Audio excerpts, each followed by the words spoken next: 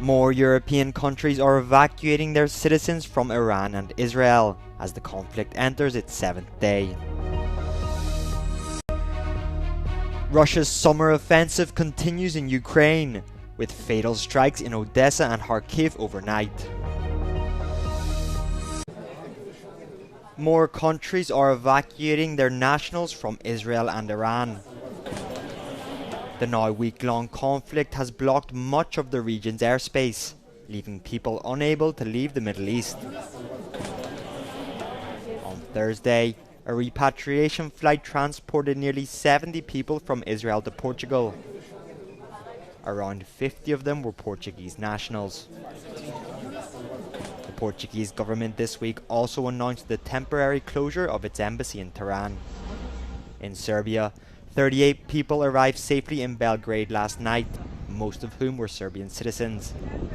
The country's prime minister met with the Egyptian foreign minister in Cairo on Thursday to discuss the emergency evacuation of more than 2,500 Serbian nationals stranded in Israel. In Romania, over 100 people arrived in the capital Bucharest on Friday on military transport planes from the Middle East. The Romanian Ministry of Defense sent planes after Romanian nationals requested assistance to leave the conflict zone, but did not specify which country they departed from.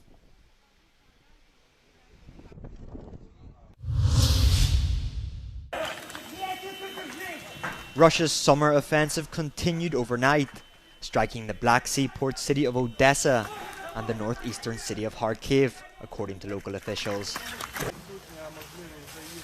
In Odessa, a 4-story building was overtaken by flames as Russian drones sparked widespread fires in residential areas. At least one person has died and 14 others have been injured, including emergency workers trying to rescue civilians after a structure collapsed, say Ukrainian authorities. In Kharkiv, civilian infrastructure was also hit, injuring 4 people, 2 of whom were children. A further 4 people were injured in a second Russian strike on Friday. Ukraine's Air Force said Russia launched a total of 80 Shahed and decoy drones overnight, 70 of which were intercepted.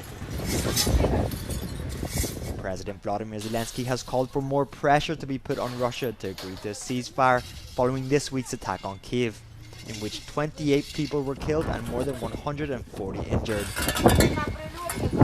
It was the deadliest assault on the capital this year.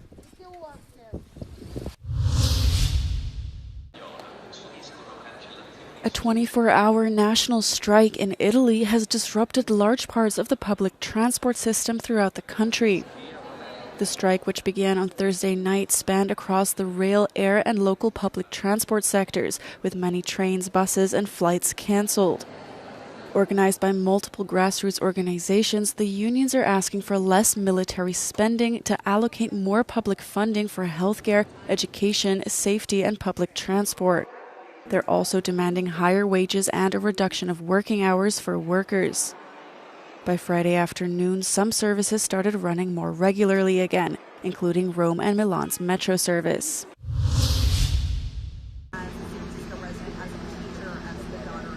A U.S. appeals court has ruled that President Donald Trump can maintain control of the military in California.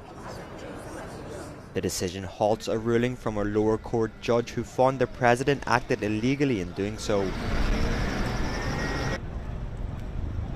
A 3-judge panel unanimously concluded that Trump probably acted within his authority after deploying National Guard troops in LA to calm protests sparked by immigration raids.